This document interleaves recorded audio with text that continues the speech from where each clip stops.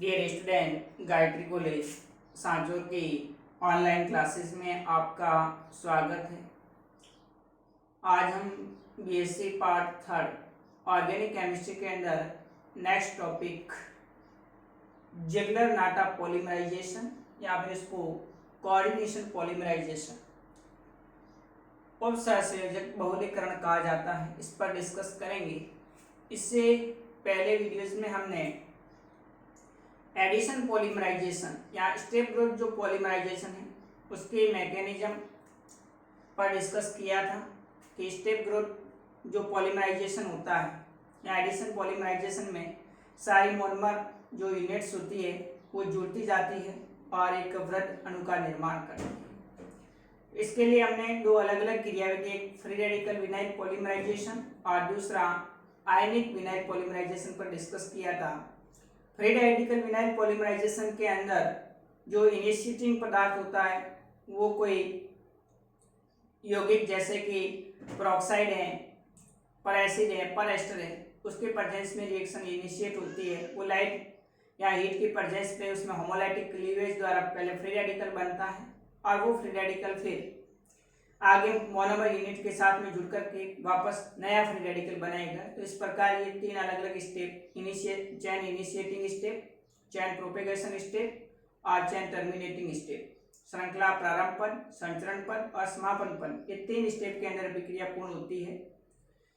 उसके बाद में जब इनिशिएट होने के बाद में फिर दूसरा, तीसरा, चौथा, इस तरह से जो मोनोमर यूनिट होता है, मोनोमर एकलक होता है, वो उसके साथ में जुड़ता जाता है और उसके बाद में दो बड़ी इकाइयां आपस में जुड़ करके अभिक्रिया को समाप्त कर देती है।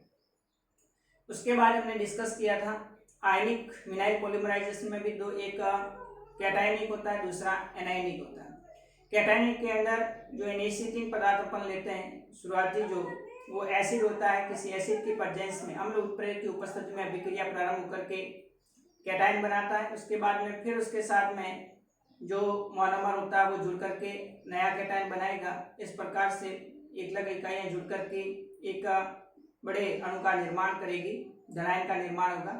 उसके बाद में किसी सॉल्वेंट की प्रेजेंस में एक H+ त्याग करके अभिक्रिया वो समाप्त हो जाती है। इसी प्रकार से एनायनिक जो विनाइल पॉलीमराइजेशन है उसके अंदर जो अभिक्रिया इनिशिएट होती है, प्रारंभ होती है, वो किसी लुईस बेस के प्रेजेंस में होगी और वो लुईस बेस मोनोमर यूनिट्स के साथ में जुड़ करके एनाइन बनाता है। फिर वापस उसके एनाइन के साथ में अदर जो मोनोमर एकलक इकाई आएगी वो जुड़ती जाएगी और एक बड़े एनाइन अणु का निर्माण करेगी।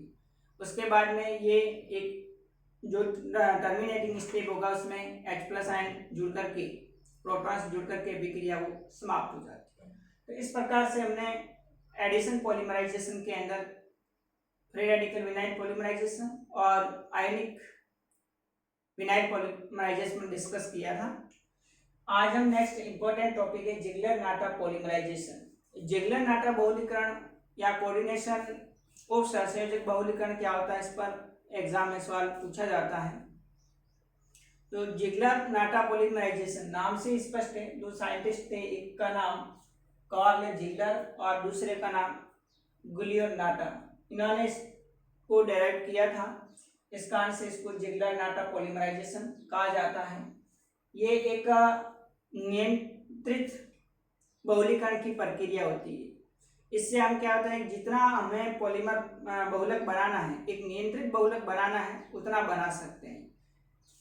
इसलिए ये बहुलीकरण की जो प्रक्रिया होती है वो बहुत इंपॉर्टेंट होती है। तो जिगलर और नाटा ने मिलकर के एक उत्प्रेरक संक्रमण धातु लवण टाइटेनियम टेट्राक्लोराइड और ट्राईएथिल एल्यूमिनियम का मिश्रण लिया। ट्रांजिशन मेटल का salt titanium tetrachloride plus triethyl aluminium, इसका जो मिश्रण होता है इसको हम कहते हैं Ziegler Natta catalyst, Ziegler Natta उत्प्रेरक कहा जाता है। तो कभी कभी एक नंबर का सवाल भी छोटा पूछा जाता है कि जिगलर नाटा उत्प्रेरक क्या है। तो titanium tetrachloride plus triethyl aluminium का जो मिश्रण होता है उसको हम जिगलर नाटा कैटालिस्ट कहा जाता है।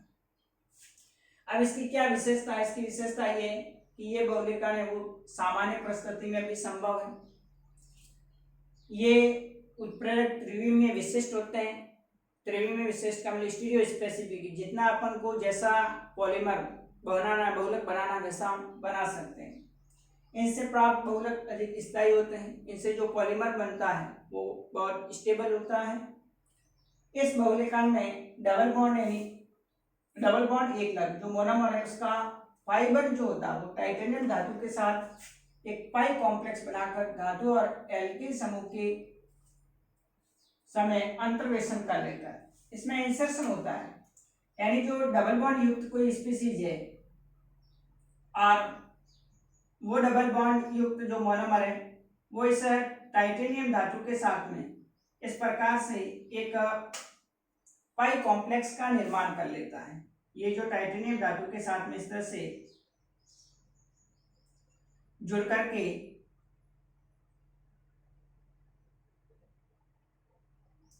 एक पाई कॉम्प्लेक्स का निर्माण करेगा और उस पाई कॉम्प्लेक्स के थ्रू बार बार जो मोनोमर एकलक इकाई होगी वो उसके साथ में इंसर्शन होता जाएगा।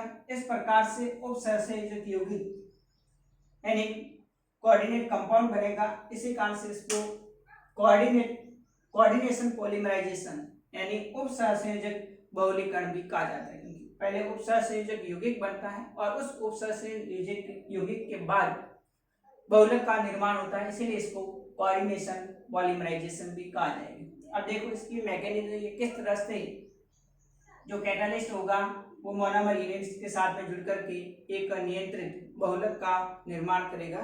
तो नेक्स्ट है इसकी मैकेनिज्म क्रियाविधि।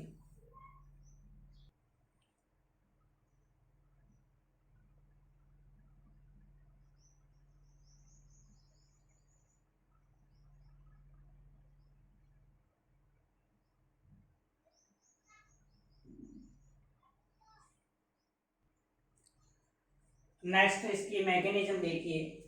मैकेनिज्म के अंदर 3 स्टेप है। फर्स्ट स्टेप के अंदर जो कैटालिस्ट होता है वो एल्किन के साथ अभिक्रिया करके पाई कॉम्प्लेक्स बनाता है।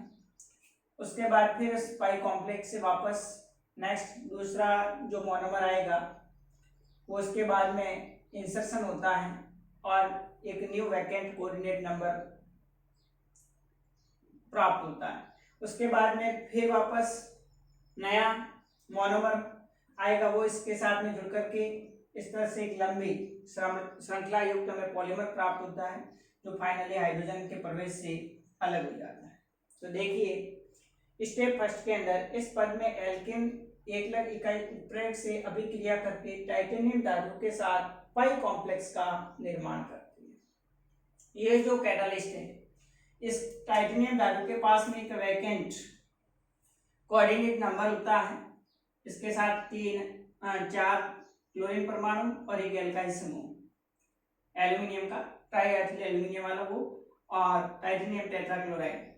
अब इसके साथ में क्या होगा, जैसे ये एथीन है मोनोमर यूनिट, इसके पाई बंध के साथ में यहाँ पर आप देख रहे हैं इसके पाई बंध के साथ में यहाँ पर जो वैकेंट कोऑर्डिनेट नंबर है टाइटेनियम धातु के साथ में इस प्रकार से जुड़ करके एक पाई कॉम्प्लेक्स बन जाएगा, पाई संकुल बनता है। और ये पाई संकुल एक कोऑर्डिनेट उपसहसंयोजक यौगिक होता है, इसलिए इसको कोऑर्डिनेशन पॉलीमराइजेशन कहते हैं। तो एल्कीन का पाई ऑर्बिटल जो होता है पाई बन के जो इलेक्ट्रॉन से पाई ऑर्बिटल से वो इस टाइटेनियम धातु के वैकेंट जो डी ऑर्बिटल है, जो वैकेंट कोऑर्डिनेट नंबर है डी ऑर्बिटल वाला, उससे अतिव्यापन करके उपसहसंयोजक प्रकृति का बंध बना देता है। ये एक कोऑर्डिनेट बंध बना देगा जिसको हम पाई कॉम्प्लेक्स कहा जाएगा। फिर दूसरे स्टेप में इस स्टेप में पाई कॉम्प्लेक्स का एल्किन टाइटेनियम धातु और एल्काइल ग्रुप के मध्य अंतर्वेशन करता है, इंसर्शन होता है। ये जो पाई कॉम्प्लेक्स बना था ये पाई कॉम्प्लेक्स में जो एल्काइल समूह होता है टाइटेनियम के साथ